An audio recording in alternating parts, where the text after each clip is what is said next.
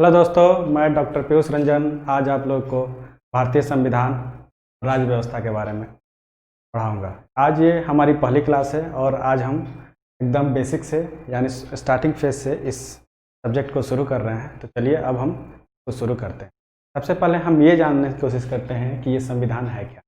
तो हम क्या देखते हैं कि संविधान एक सैद्धांतिक दस्तावेज है जिसके आधार पे किसी देश का या किसी क्षेत्र का शासन चलाया जाता है। अगर हम अपने संविधान की बात करें तो यह एक ऐसा सैद्धांतिक दस्तावेज है जिसके आधार पर हमारे देश का शासन चलाया जाता है। तो फिर जब ये संविधान सैद्धांतिक दस्तावेज है तो राज्य व्यवस्था क्या? राज्य व्यवस्था बेसिकली संविधान का व्यवहारिक पक्ष है। ठीक है, तो इस तरीके से हम ये जान पाते हैं कि कॉन्स्टिट्यूशन और पॉलिटी में क्या फ़र्क है और दोनों में क्या क्या चीज़ों का डिस्कशन या वर्णन किया जाता है। फिर हम आते हैं संविधान पे। तो हम संविधान को बेसिकली अगर देखें तो 3 पार्ट में या 3 भाग में बांट सकते हैं।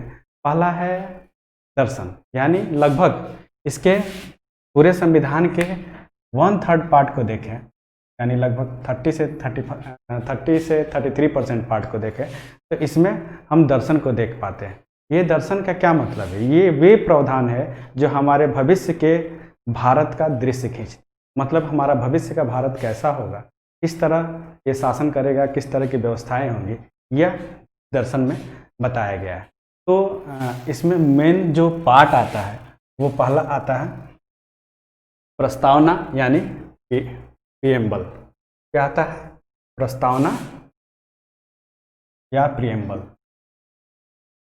दूसरा पार्ट आता है, इसमें जो खास है वो है मौलिक अधिकार यानी फंडामेंटल राइट। तीसरा आता है डीपीएसपी यानी भारत के नीति निर्देशक तत्व। और चौथा पार्ट आता है इसके मौलिक कर्तव्य। ये सब इसके दर्शन को निर्धारित करते हैं। मौलिक अधिकार, राज्य के नीति निर्देशक तत्व जिसको डीपीएसपी भी बोलते हैं, और मौलिक कर्तव्य। इसमें हम क्या देख पाते हैं कि ये हमारे भविष्य के शासन का दृश्य को या उद्देश्य को प्रदर्शित करते हैं। इस प्रकार से हम यह देख पाते हैं कि यह किस तरह के दर्शन पे काम करते हैं, इनका बेसिक उद्देश्य क्या है और ये किस तरह के भविष्य का भारत चाहते हैं। इसी आधार पे अगर हम दूसरे पार्ट को देखें तो दूसरा पार्ट बेसिकली 50% पार्ट होता है जो लगभग सरकार के गठन की बात करता है। और इसमें जो सरकार के गठन की बात है उसमें राष्ट्रपति पोस्ट के बारे में बताया गया है, प्रधानमंत्री के बारे में बताया गया है, मंत्रिपरिषद यानी मिनिस्टर के बारे में बताया गया है, फिर महान्यायवादी यानी अटॉर्नी जनरल के बारे में बताया गया है, कैग यानी कंट्रोलर एडिटर जनरल के बारे में बताया गया है, फिर अनेक तरह के सिविल सेवाएं जो सिविल सर्विसेज हैं उसके बारे में बताया गया है। ठीक है, तो इस तरीके से हम क्या देखते हैं, एक बड़ा पार्ट जो है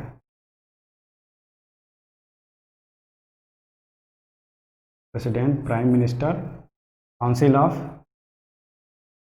मिनिस्टर,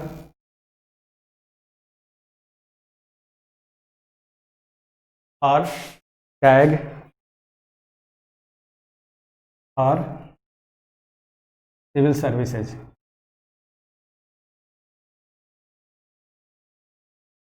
बेसिकली सिविल सर्विसेज के बारे में बताया गया, यानी यह सरकार के गठन के बारे में बताया गया है। यानी अगर हम इस पार्ट और इस पार्ट को देखें तो लगभग यह 78 से 80% पार्ट को, कॉन्स्टिट्यूशन के पार्ट को कवर करता है।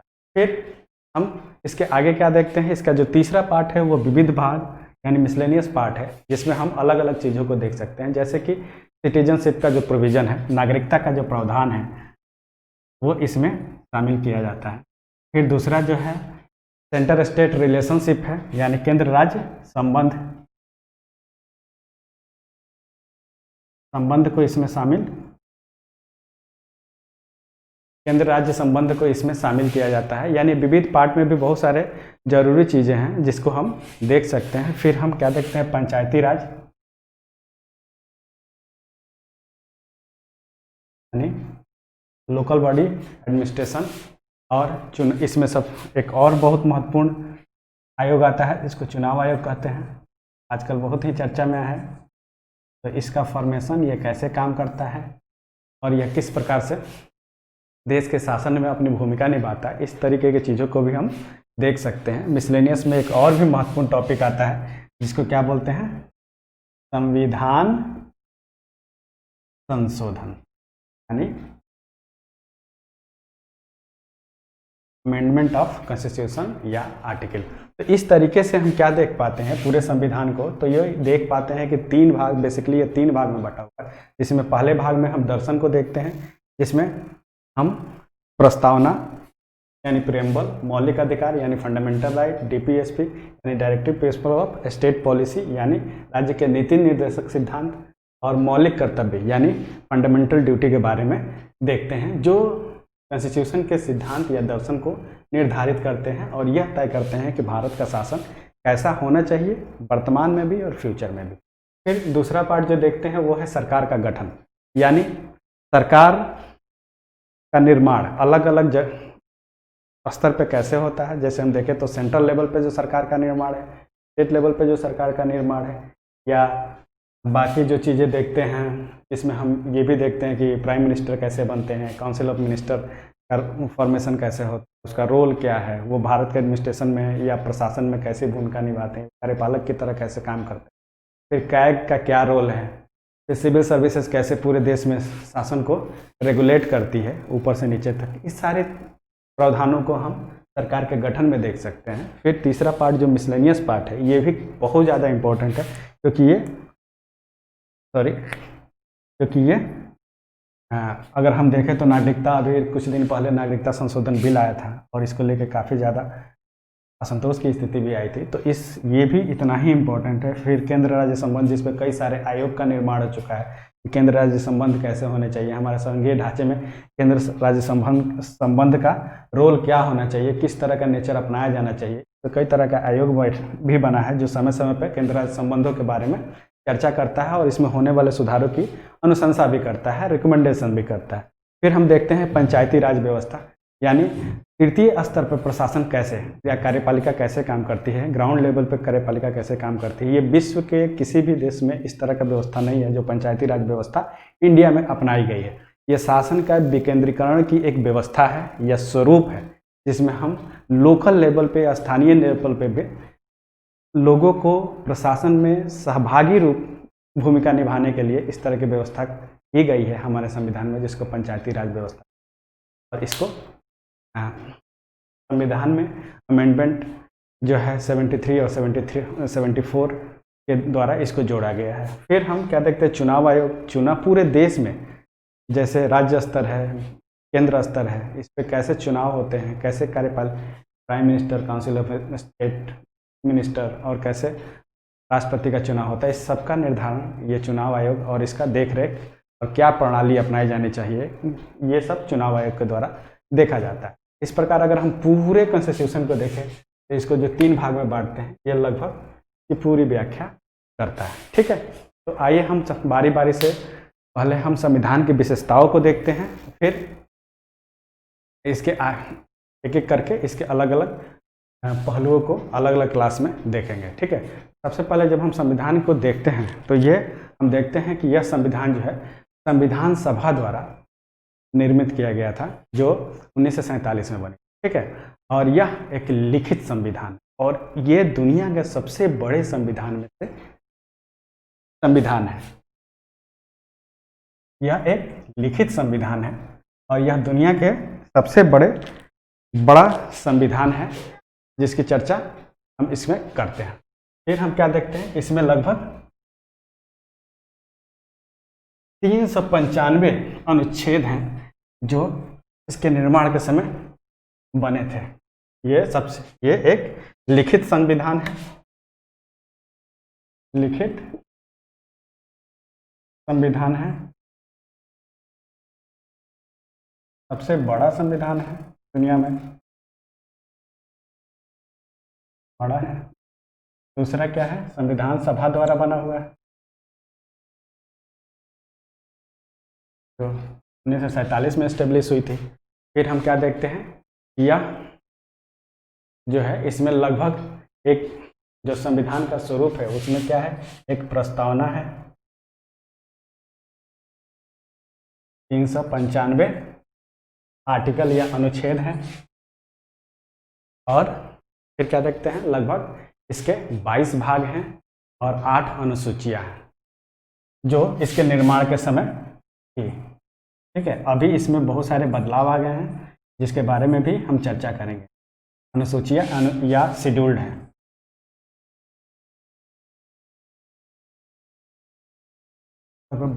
8 अनुसूचियां या शेड्यूल्ड, ये सब जब निर्माण हुआ था, निर्माण के टाइम था। ठीक है, और अब इसमें बहुत सारे चेंज आ गए हैं। जो चेंज आए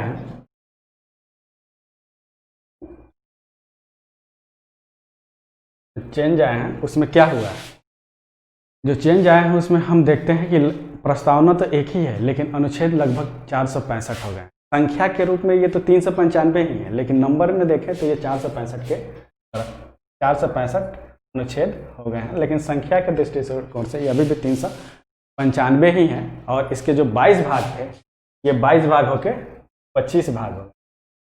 ठीक है, ये 22 भाग होके 25 भाग हो गए हैं, जो कि पहले 22 ही थे। ठीक है, और जो 8 अनुसूचियां थी वो बढ़ के 12 हो गई। कितना? 12 हो गई, और ये 465 हो गया, ये 22। तो इस तरह से क्या देखते हैं, समय के साथ साथ हमारे कॉन्स्टिट्यूशन में अमेंडमेंट के द्वारा बहुत सारे बदलाव भी आए हैं, और इस बदलाव पे भी कई बार सवाल पूछे जाते हैं, और कई बार डिजिट में हेरफेर करके आपको कंफ्यूज किया जाता है। तो इसको ध्यान रखिएगा कि ये चीज़ें कभी मिस ना करें। दूसरा जो मैंने बताया कि विश्व में किसी भी देश का संविधान इतना विस्तृत नहीं है। इतना विस्तृत होने के पीछे क्या लॉजिक हो सकता है? इतना विस्तृत होने के पीछे जो सबसे बड़ा कारण है वो यह है कि यह 3 स्तर पे सरकारों के निर्माण, उसके कार्यप्रणाली, उसके बाकी विशेषताओं के बारे में चर्चा करती है, जो इसको काफ़ी ज़्यादा विस्तृत बना देता है। यानी 3 स्तर पे, यानी सेंटर, स्टेट और लोकल स्तर जो सरकार या कार्यपालिका का निर्माण होता है, उस निर्माण की पूरी प्रक्रिया की ये चर्चा, इसलिए ये काफ़ी बड़ी होती है। ठीक है, और एक चीज़ और कहा जाता है कि चूँकि भारतीय संविधान,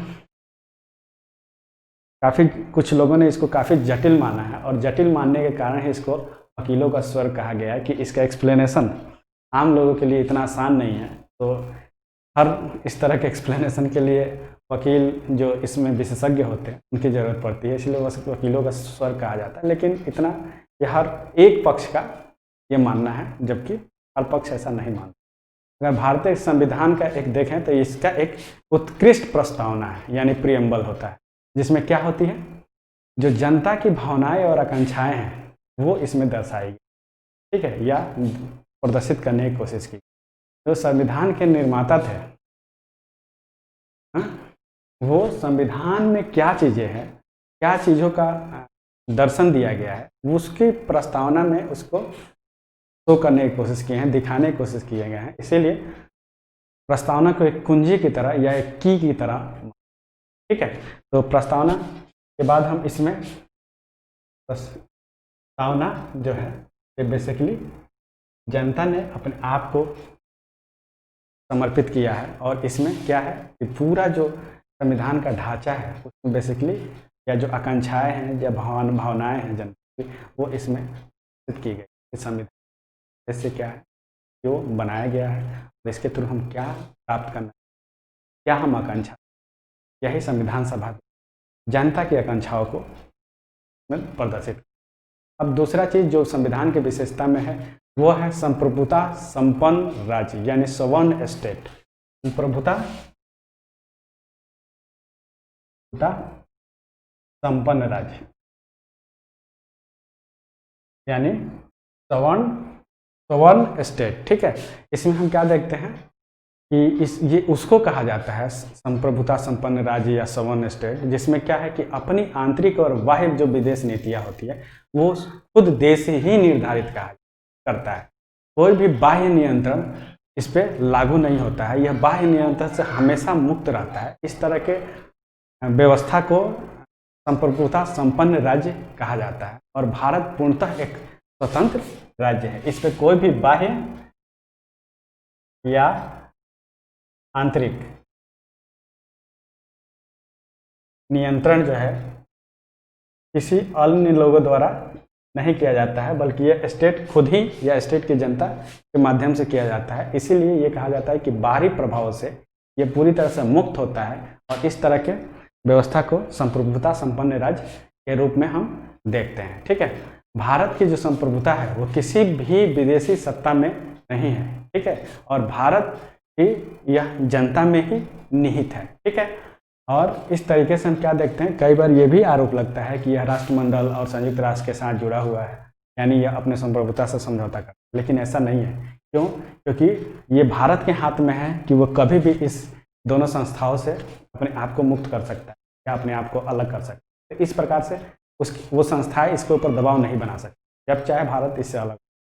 इसीलिए हम ये नहीं कह सकते कि यह यूएनओ या राष्ट्रमंडल जैसे यानी कॉमनवेल्थ जो कंट्रीज हैं, जो ऑर्गेनाइजेशन है या यूएनओ का जो वो इसके बाह्य नीति या आंतरिक नीति कोई दबाव या नियंत्रण बना। हाँ, सजेशन दे सकता है, ये स्टेट के ऊपर है, नेशन के ऊपर है कि वो इसको माने या ना माने। फिर हम क्या देखते हैं, दूसरा लोकतांत्रिक गणराज्य। क्या देखते हैं? लोकतांत्रिक गणराज्य यानी डेमोक्रेटिक रिपब्लिक। लोकतांत्रिक गणराज्य या डेमोक्रेटिक रिपब्लिक में हम क्या देखते हैं कि इसमें जो होता है कि लोकतंत्र में क्या होता है कि सब जो सत्ता है वो जनता के द्वारा चलाई जाती है। और जनता कैसे चलाती है? ये अपने प्रतिनिधियों को चयनित करके उनके माध्यम से सत्ता का वो चलाती है। यानी लोकतंत्र का जो अर्थ होता है कि भारत में जो प्रतिनिधि मूलक या रिप्रेजेंटेटिव डेमोक्रेटिक की स्थापना यहाँ की गई है। यहाँ क्या होता है, जनता अपने प्रतिनिधि चुनती है और उसी के माध्यम से यह सरकार चलाती है। इसी व्यवस्था को लोकतंत्रात्मक गणराज्य है। ठीक है, यही व्यवस्था लोकतंत्र। ठीक है, भारत का शासन भारतीय जनता द्वारा निर्वाचित प्रतिनिधियों के द्वारा ही संचालित किया जाता है और इस तरह की व्यवस्था ही लोकतांत्रिक व्यवस्था कही जाती है। ठीक है, और गणराज्य से क्या मतलब है? गणराज्य से ये मतलब है कि राज्य के सभी नागरिकों को अपनी योग्यता अनुसार सभी छोटे बड़े पदों पर चुने जाने की आज़ादी है। ठीक है, या अधिकार है। ठीक है, तथा साथ ही साथ भारतीय गणराज्य का जो अध्यक्ष होता है, भारतीय गणराज्य का कौन अध्यक्ष होता है? भारतीय गणराज्य का जो अध्यक्ष होता है वो होता है प्रेसिडेंट या राष्ट्रपति। प्रेसिडेंट या राष्ट्रपति। ये भी क्या होता है, ये वंशानुगत नहीं होता है, बल्कि यह भी चुना जाता है। क्या भी चुनाव होता है या चुना जाता है, चाहे वो डायरेक्ट रूप से चुना जाता है या प्रत्यक्ष रूप से चुना जाता है। इसका निर्वाचन होता है, इसका चुनाव होता है। जो या ब्रिटेन के तरह इसमें नहीं है कि यहाँ अनुवांशिक व्यक्ति ही इस पद पे रहे, बल्कि इंडिया में इसका चुनाव होता है। आप देखते हैं राष्ट्रपति का चुनाव बहुत ही फेमस, यह अनुपातिक विधि के द्वारा होता है। ठीक है, तो इस तरीके से हम क्या देखते हैं कि गणराज्य किसको कहते हैं? एक इसमें जनता के प्रत्येक नागरिक को अपनी योग्यता के अनुसार या अपनी योग्यता के अनुसार छोटे बड़े पदों पर पहुंचने का पूर्ण अधिकार है। देश का जो संवैधानिक अध्यक्ष होता है, राष्ट्रपति होता है, का भी चुनाव होता है। ब्रिटेन की तरह अनुवांशिक व्यक्ति नहीं होता है जो एक के बाद उसका बेटा फिर उसका बेटा इस पद पे, बल्कि उनका इंडिया में चुनाव किया जाता है। फिर हम तीसरी जो विशेषता देखते हैं वो क्या है? संसदीय सरकार यानी पार्लियामेंट्री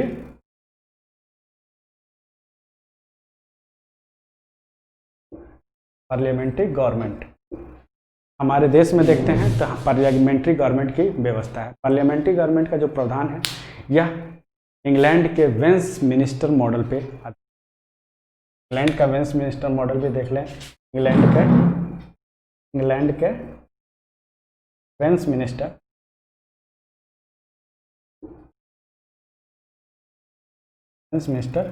मॉडल पे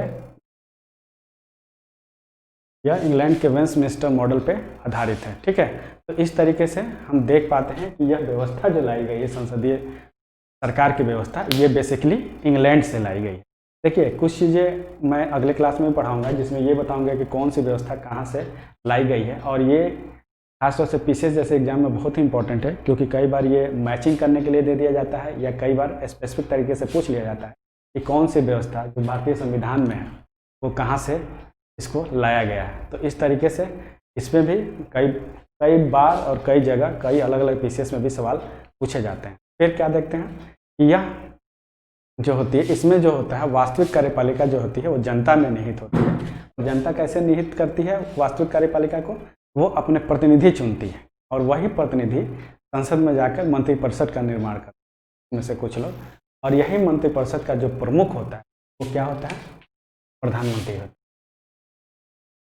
council of state sorry council of minister का निर्माण करते हैं, और यही काउंसिल ऑफ मिनिस्टर का हेड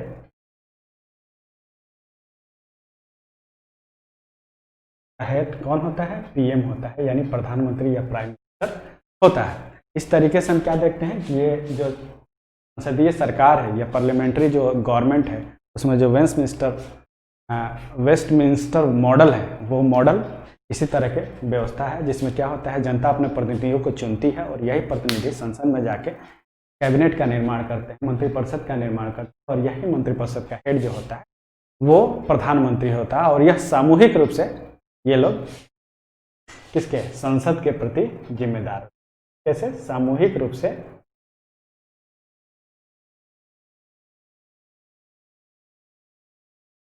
से संसद के प्रति पार्लियामेंट के प्रति जिम्मेदार होते हैं। ठीक है, तो इस तरीके से हम क्या देख पा रहे हैं कि ये व्यवस्था जो है पूरी तरह से चेक एंड बैलेंस की स्थिति पे है। ये एक बार आप प्रतिनिधि के रूप में चुन के जाते हैं तो वहाँ संसद में आप कार्यपालिका का निर्माण करते हैं, जिसमें एक मिनिस्टर ऑफ काउंसिल बनता है और उसी के हेड होते हैं पीएम। और पीएम जो है वही सरकार बनाते हैं, वही सरकार चलाते हैं, वही प्रमुख होते हैं, और यह संसद के अपने कार्यों के लिए संसद के प्रति जिम्मेदार होते हैं। तो ये पूरा मॉडल जो है, यानी जो पार्लियामेंट्री सरकार का जो मॉडल है, पार्लियामेंट्री गवर्नमेंट का जो मॉडल है, यह बताता है कि हमारे देश में सरकार का फॉर्मेशन कैसे होता है, कैसे काम करता है और किसके प्रति यह जिम्मेदार होता है। ठीक है, तो अगला जो इसकी विशेषता है वो है इसका मूल अधिकार, यानी फंडामेंटल क्या होता है? मूल अधिकार। इसमें क्या किया जाता है कि जो भारत के संविधान के भारतीय संविधान के भाग, जैसे मैंने बताया कि भाग 25 है, भारतीय संविधान के भाग 3 में फंडामेंटल राइट या मूल अधिकारों की चर्चा की गई है, और यह लगभग 13 से 30 या 33 तक है। ठीक है, तो इस तरीके से हम क्या देखते हैं कि यह मूल संविधान जो है भारतीय संविधान की मुख्य विशेषताओं में है। यह लोकतांत्रिक शासन व्यवस्था में मूल अधिकारों की घोषणा संविधान की एक मुख्य विशेषता है। क्यों? क्योंकि इन अधिकारों को संविधान में शामिल करने की जो प्रेरणा है वो ये बताती है कि एक आदमी के स्वतंत्रता मूल संविधान के जो मुख्य तत्व है उसमें क्या किया गया है? नागरिकों की स्वतंत्रता, समानता,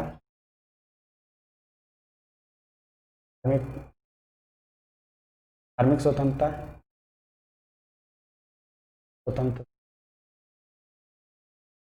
बात की गई के लिए या और इसको स्टेट के द्वारा युक्त ढंग से ही या रीजनेबल तरीके से ही जो संविधान में वर्णन है इसको रोक लगाया जा सकती है, वरना किसी भी हालत में रोक नहीं लगाई जा सकती है। इसके चुने जाने पर नागरिक सीधे सुप्रीम कोर्ट में अपील कर सकते। तो ये बहुत ही महत्वपूर्ण है एक नागरिक के विकास के लिए, एक नागरिक के सर्वांगीण विकास के लिए, यानी सामाजिक, आर्थिक और राजनीतिक रूप से डेवलपमेंट के लिए ये बहुत ही जरूरी है। और इस तरह के अधिकार हमारे संविधान के भाग 3 में वर्णित किया गया। फिर अगला जो मेन इसका विशेषता है वो है डीपी, राज्य के नीति निर्देशक सिद्धांत, यानी directive principle of state policy. इसमें हम क्या देखते हैं? यह भाग 4 में जो वो भाग 3 में पाया गया था, ये भाग 4 में है। और इसमें क्या है? इसमें इस डीपीएसपी के द्वारा राज्य के कर्तव्य को अपने स्टेट के जो ड्यूटी है, ड्यूटी ऑफ स्टेट को बताया गया है कि स्टेट किस तरह के कल्याणकारी राज्य या किस तरह से जनता के कल्याण का काम करेगा और उस कल्याण के लिए वो किस किस तरह के संविधान में किस तरह की चीज़ों को अपनाएगा, वो हमारे डीपीएसपी में बताया गया है। और इसमें क्या करना है कि बेसिकली इसका पालन करना सरकार के लिए यानी राज्य का यह कर्तव्य माना जाता है कि इस तरह से इसका पालन करे और एक लोक कल्याणकारी राज्य यानी वेलफेयर स्टेट की स्थापना हो सके। इसलिए इस तरह के जो सिद्धांत है, नीति निर्देशक सिद्धांत या नीति निर्देशक तत्व, यह राज्य के कर्तव्य के लिए बनाए गए हैं और जो यह भारतीय संविधान की खास और मूल विशेषताओं से एक है।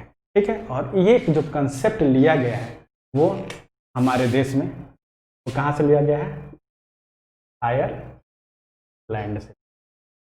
ये मूल अधिकार कहाँ से लिया गया था? अमेरिका से लिया गया।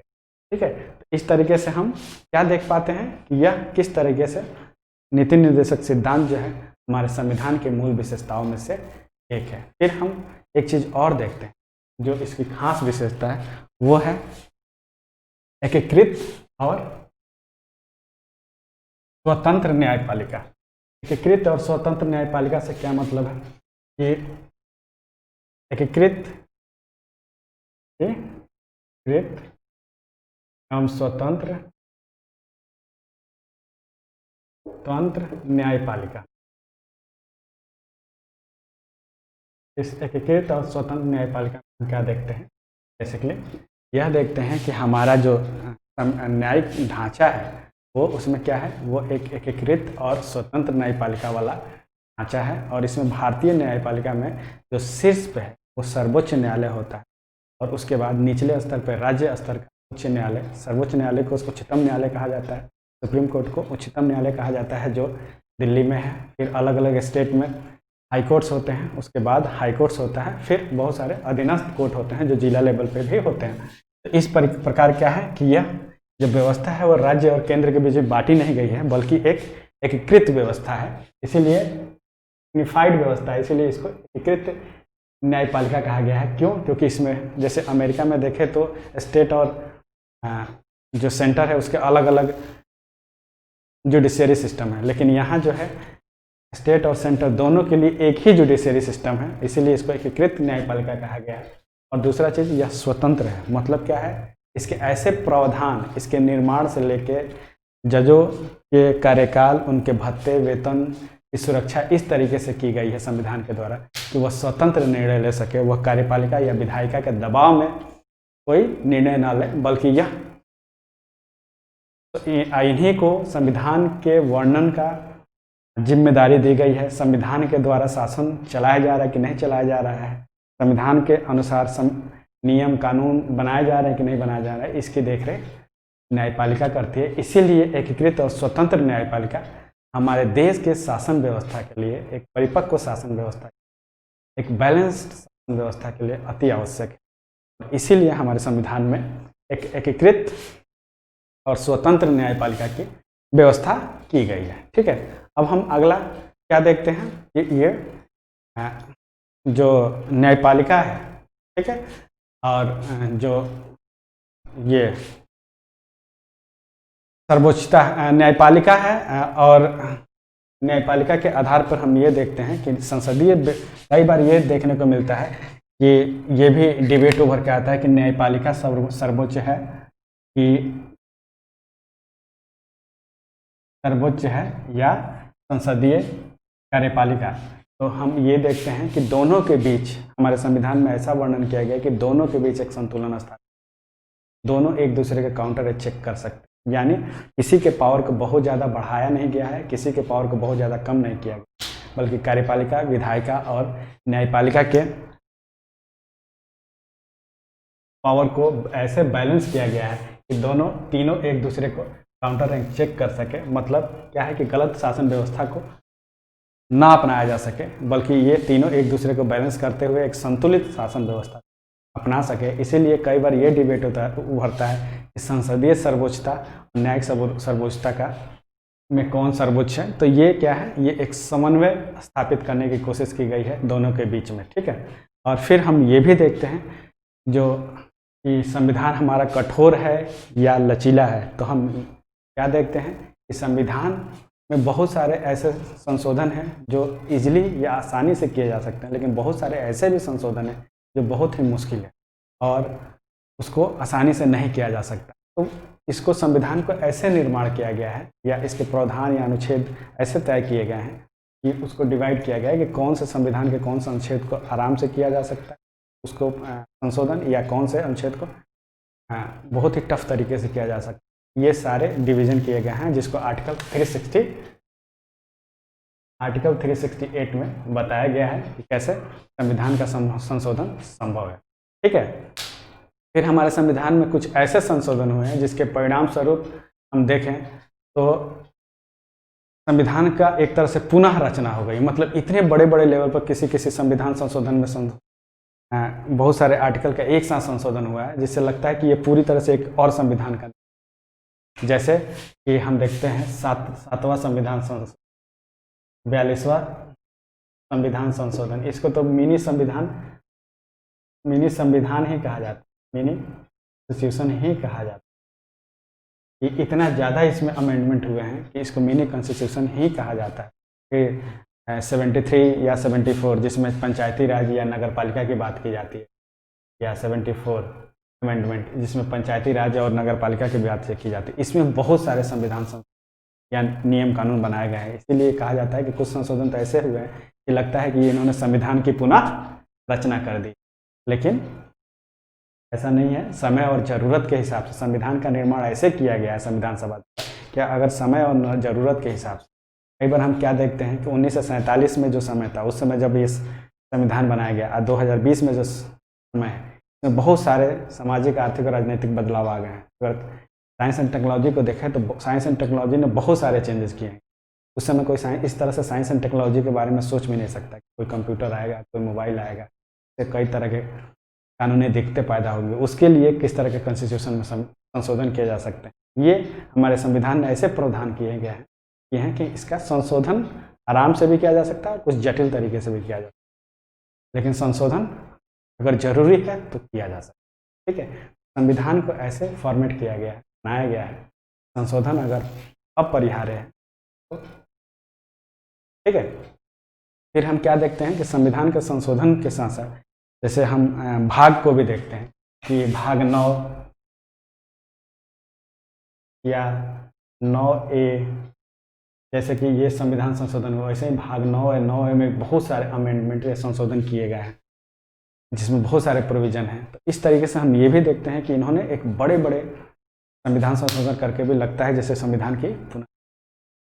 तो इस तरीके से ये भी देखते हैं कि हमारा संविधान ज़रूरत के हिसाब से लचीला भी है और ज़रूरत पड़ने पे कठोर भी है। जो अगली विशेषता है वो है एकल नागरिकता। एकल नागरिकता या सिंगल सिटीजनशिप।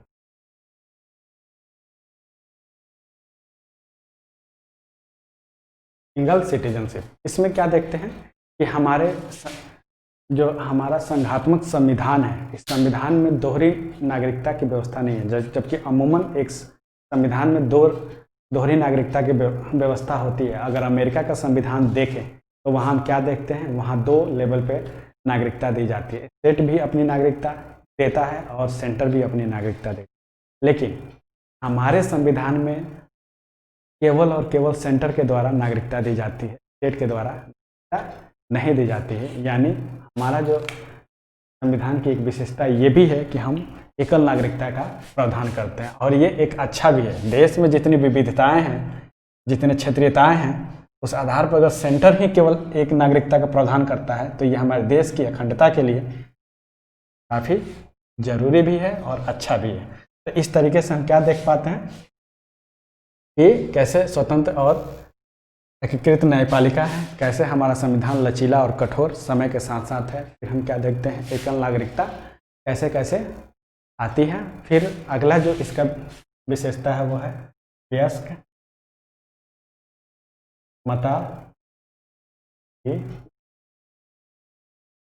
वोटिंग राइट का जो अधिकार है वह यह बताता है कि जो भी 18 साल से ऊपर के लोग हैं वो भारतीय संविधान में के आधार पे या भारत के संविधान के द्वारा उनको ये अधिकार दिया गया है कि वो जनप्रतिनिधि या लोकतंत्र के इस चुनाव में, लोकतंत्र के इस पर्व में पार्टिसिपेट कर सकते हैं, अपना प्रतिनिधि चुन सकते हैं। ठीक है, तो 18 साल से ऊपर के जो लोग हैं, 18 वर्ष या 18 वर्ष से ऊपर के जो लोग हैं वो हमारे इलेक्शन में पार्टिसिपेट कर सकते हैं, मतदान कर सकते हैं, अपना प्रतिनिधि चुन सकते हैं। और लेकिन जब संविधान का निर्माण हुआ था तब ये एज 18 नहीं बल्कि 21 वर्ष थी और इसको संविधान संशोधन अमेंडमेंट, कॉन्स्टिट्यूशनल अमेंडमेंट, संविधान संशोधन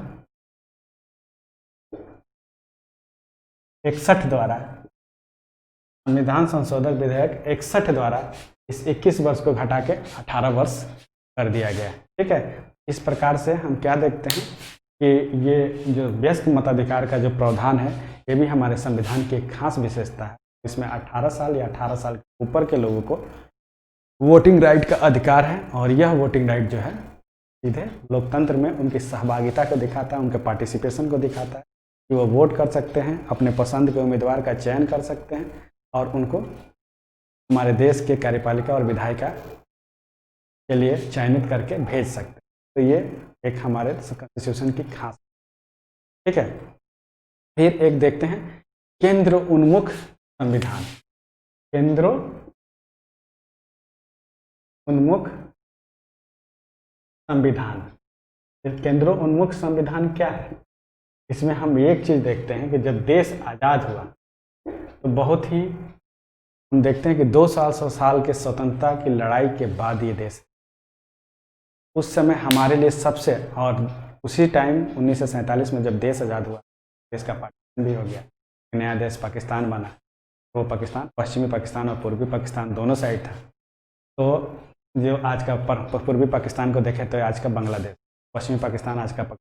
तो उस समय हम हमारे देश की अगर विविधता को देखें, साउथ, नॉर्थ, ईस्ट, वेस्ट में काफ़ी ज़्यादा कल्चरल विविधता है, भाषाई विविधता है। तो इस चीज़ को ध्यान में रख के केंद्र को यानी सेंटर को ज़्यादा पावर दिया गया है ताकि अगर कोई क्षेत्र या कोई राज्य अगर भाषा, राजनीति, क्षेत्रीयता के आधार पे अपना मनमानी करने की कोशिश करे तो उसको नियंत्रित किया जा सके। इस तरीके से क्या था, सेंटर को पावर ज़्यादा मिला है संविधान में, सेंट्रल पावर को ज़्यादा महत्व दिया गया है ताकि हमेशा सेंटर जो है देश को एक यूनाइट करके रख सके या अखंडता को बनाए रख सके और किसी क्षेत्रीय लाभ या प्रलोभन को भी कंट्रोल कर सके या को नियंत्रित कर सके। इसलिए इसको केंद्र उन्मुख संविधान या टुवर्ड्स सेंटर कॉन्स्टिट्यूशन को निर्मित किया गया है। ठीक है, अब जो अगला विशेषता है वह है पंथ निरपेक्षता, तो बोलते हैं सेकुलरिज्म। इस पंथ निरपेक्षता में क्या है कि इसके थ्रू सबसे पहले हम ये देखते हैं कि यह पंथ निरपेक्षता शब्द का प्रयोग पहले नहीं किया गया था, तो बाद में जोड़ा गया है। ठीक है,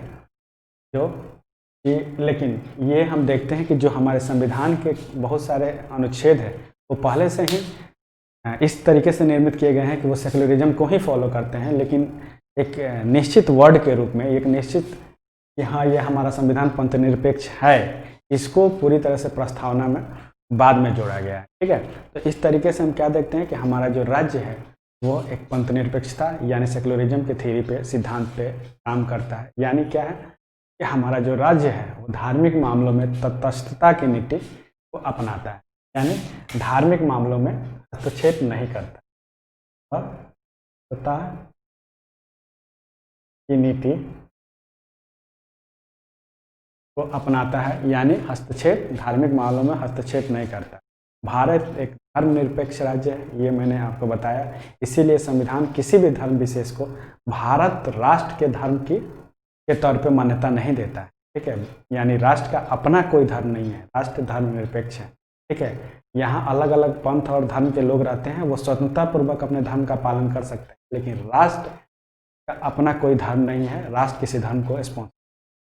ठीक है, फिर क्या देखते हैं कि यह जो धर्मनिरपेक्षता है, यह धर्मनिरपेक्षता के सकारात्मक पहलुओं को इसमें शामिल किया गया है। यानी पश्चिमी देशों के जो सेकुलरिज्म है और इंडिया का जो सेकुलरिज्म है, इसमें काफ़ी फर्क है।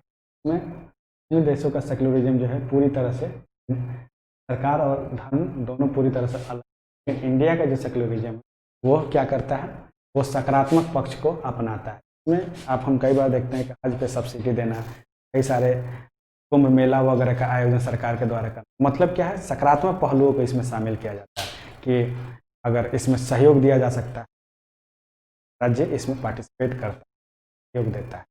कई बार धार्मिक आधार पर जो वंचित वर्ग है उसको भी अलग अलग तरह के प्रोविज़न के द्वारा फ़ायदा पहुंचाया जाता है, उनके लिए कई सारे फेलो की व्यवस्था भी करके उनको मेन स्ट्रीम में या सभी नागरिकों में समानता स्थापित करने की कोशिश किया जाता है।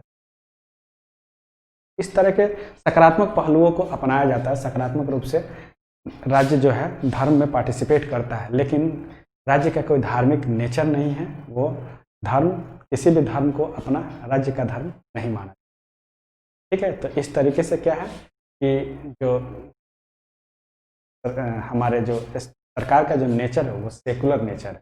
ठीक है, और ये धार्मिक कई क्रियाकलापों पर तभी इस पर रोक लगाई जा सकती है जब हम इससे सार्वजनिक व्यवस्था या कदाचार या स्वास्थ्य व्यवस्था को बड़े स्तर पर हानि पहुंचने का डर हो, तभी हम इस तरह के चीज़ों को कंट्रोल करते हैं। जैसे कि हम अभी देख सकते हैं कि कोरोना के टाइम में बहुत सारे धार्मिक मेलों को, पर्व को पे कंट्रोल या नियंत्रण स्थापित सरकार ने किया है या मनाही की है, ताकि कोरोना के फैलाव को रोका जा सके। वो चाहे किसी भी धर्म से जुड़ा हुआ पर्व हो या मेला हो या कोई भी आयोजन हो, उसको अभी कोरोना के टाइम पे कंट्रोल करने की कोशिश की जा रही है, इसलिए ताकि ये बड़े लेवल पे सार्वजनिक स्वास्थ्य को नुकसान न पहुंचे।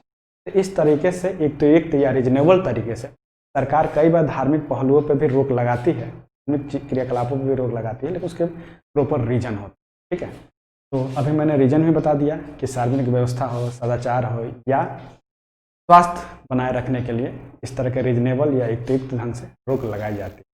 लेकिन ये हमारे देश में व्यवस्था है कि अगर सामान्य कंडीशन में सारे धर्म के लोग अपनी स्वेच्छा से अपने धर्म का अनुपालन कर सकते हैं, उसकी पूजा याचना। फिर हम अगला जो इसकी विशेषता देखते हैं वो है समाजवादी राज्य या सोशलिस्ट स्टेट की व्यवस्था। समाजवादी राज्य या सोशलिस्ट स्टेट, ये हमारे स्टेट का नेचर है। और इसमें यह जैसे धर्मनिरपेक्षता और जो समाजवादी राज्य टर्म जोड़े गए हैं हमारे प्रस्तावना में, वो बेसिकली आर्टिकल अमेंडमेंट 42 के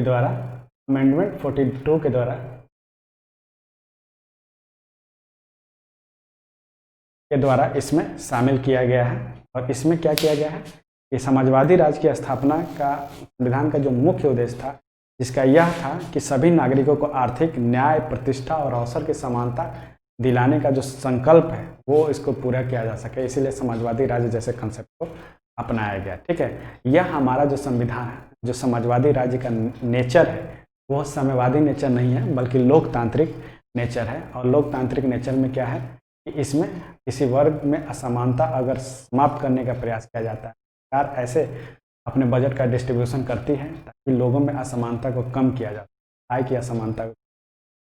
फिर हम ये भी देखते हैं कि आर्थिक और सामाजिक रूप से कोई शोषण न कर पाए, इसलिए तरह के नेचर को या इस तरह के कानून को सरकार बनाती है ताकि किसी भी गरीब से गरीब वर्ग का या कमज़ोर से कमज़ोर तबके का भी सामाजिक, आर्थिक या राजनीतिक रूप से, खासतौर से सामाजिक और आर्थिक रूप से इसका शोषण न किया जाए। तो हमारा जो संविधान का, हमारे स्टेट का जो समाजवादी राज्य का जो मॉडल है वो लोकतांत्रिक मॉडल है, क्योंकि साम्यवादी मॉडल है। तो मुख्य उद्देश्य क्या है? आय की असमानता को कम करना, आर्थिक और सामाजिक शोषण को समाप्त करना। फिर जो इसकी अगली विशेषता है वो है मूल मूल कर्तव्य यानी फंडामेंटल ड्यूटी। ये भी संविधान में बाद में जोड़ा गया है और यह जो है संविधान के 42वें अमेंडमेंट द्वारा, मैंने बताया ना कि 42वां अमेंडमेंट या 42 अमेंडमेंट इतना बड़ा अमेंडमेंट था कि कई बार लगता है कि ये संविधान की पुनः रचना कर देता है। तो इसमें बहुत सारे प्रोविज़न का अमेंडमेंट किया गया, बहुत सारे प्रोविज़न लाए गए, जैसे अभी हम देख रहे हैं धर्मनिरपेक्षता, समाजवादी जैसे टर्म यूज किए गए जो पूरे संविधान के मूल ढांचा में एक सकारात्मक बदलाव लाते हैं। मूल कर्तव्य को इसमें शामिल किया गया। यह स्वर्ण सिंह समिति के रिकमेंडेशन में के बाद इस फंडामेंटल ड्यूटीज को लाया गया है। यह हमारे संविधान के इसमें भाग 4 में शामिल है। इसमें जो है यह अनुच्छेद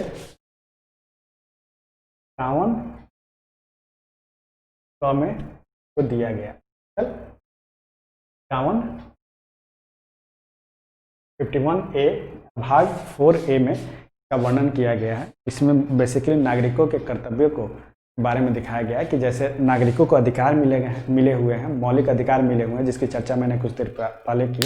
उसी तरह से नागरिकों को मौलिक कर्तव्य भी मिले हुए हैं और ये दोनों एक दूसरे के कम्प्लीमेंट्री है यानी पूरक है। जिस तरह से अधिकार हमको मिले हैं उसी तरह हमारे पास कुछ ड्यूटी भी है, ताकि हम इस ड्यूटी को अपनाते हुए एक दूसरे के अधिकार को प्रति संतुलित या बैलेंस कर सके और देश के संविधान और देश की व्यवस्था, सामाजिक व्यवस्था, देश के राष्ट्र भावना को पालन कर सकें। इसलिए हमें इस तरह के कर्तव्य बताए गए हैं। हम जब फंडामेंटल ड्यूटीज को पढ़ेंगे तो डिटेल में बताएंगे उसमें किस किस तरह के प्रोविज़न है और यह क्यों नागरिक के लिए जरूरी है। ठीक है, फिर हम देखते हैं कि अल्पसंख्यकों के जो हित है उसकी भी रक्षा इसमें की गई है सबसे संविधान में। इसीलिए इसमें जो आर्टिकल 28 से लेकर 30 तक का फंडामेंटल राइट के जो आर्टिकल के होना, उनकी सुरक्षा के आधार पर अल्पसंख्यकों की बात की गई है और उनकी भाषाई स्वतंत्रता और संरक्षण की बात की गई है। ठीक है, इस तरीके से हम ये भी देखते हैं कि अल्पसंख्यकों के हितों की रक्षा की जाती है। फिर शासन का त्रिस्तरीय विकेंद्रीकरण या त्रिस्तरीय शासन की बात मैंने की थी कि सेंटर लेवल पे, फिर स्टेट लेवल पे,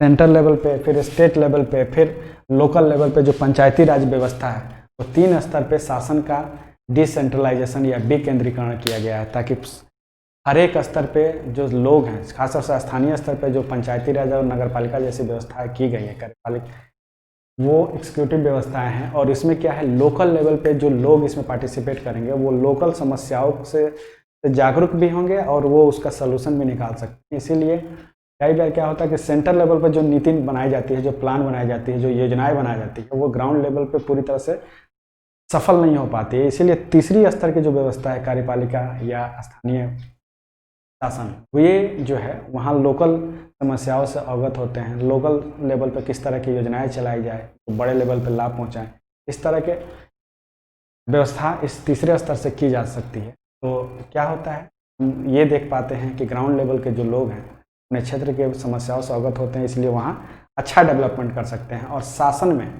यानी एडमिनिस्ट्रेशन में अपनी भागीदारी निभा सकते हैं और एक जिम्मेदार नागरिक और जिम्मेदार प्रशासक। तो हम अलग अलग लेवल पे लोगों को ट्रेंड करते हैं, इसमें हम स्थानीय स्तर पर भी इस तरह के चीज़ों को देख पाते हैं। ठीक है, तो इस तरीके से हम क्या पूरे कॉन्स्टिट्यूशन के मॉडल को देख पा रहे हैं कि कैसे ये हमारा कॉन्स्टिट्यूशन बना है, उसकी क्या क्या खासियत है, क्या क्या विशेषताएं हैं और कैसे ये पूरे नागरिकों को के लिए ये किस तरह से और देश के शासन के लिए ये किस तरह का, जैसे मैंने बताया सैद्धांतिक दस्तावेज है, ये दस्तावेज किस तरह से शासन को चलाने की व्यवस्था करता है, किस तरह से कार्यपालिका की व्यवस्था करता है, न्यायपालिका की व्यवस्था करता है, विधायिका की व्यवस्था करता है, किस तरह के दर्शन देता है, इसके प्रस्तावना, इसके मूल अधिकार, इसके कर्तव्य, इसके नीति निर्देश सिद्धांत किस तरह के दर्शन देते हैं, भारत को कैसे बनाया जाए सैद्धांतिक शासन के रूप में। फिर हम अलग अलग व्यवस्थाओं को देखें और उनकी प्रकृति को देखें, उनकी विशेषताओं को देखें, तो हम इस तरीके से संविधान की एक विशेषता देख पाते हैं। तो आज की क्लास में इतना ही, जिसमें हम संविधान की विशेषता के बारे में चर्चा। अब अगले क्लास में अगले टॉपिक पे हम चर्चा करें। अगर आपको ये वीडियो पसंद आया, इसको लाइक करिए, सब्सक्राइब करिए और इसको शेयर भी करिए, ताकि हमारा मेहनत ज़्यादा से ज़्यादा लोगों तक। Thank you so much.